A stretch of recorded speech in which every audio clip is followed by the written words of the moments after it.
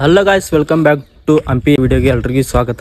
ಇವತ್ತು ನಾವು ಬಂದೀವಿ ಹಂಪಿಯ ಗಜಶಾಲೆ.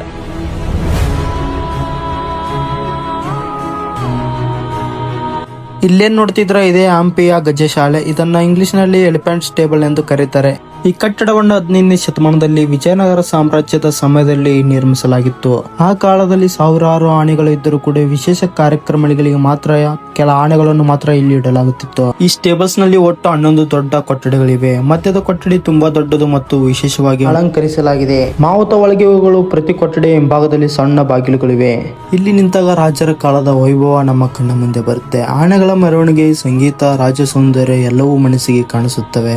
ನೀವೇನಾದ್ರೂ ಹಂಪಿಗೆ ಬಂದ್ರೆ ಎಲಿಫೆಂಟ್ ಸ್ಟೇಬಲ್ ನ ಮಿಸ್ ಮಾಡ್ಕೊಳ್ಳೋಕೆ ಹೋಗಬೇಡಿ.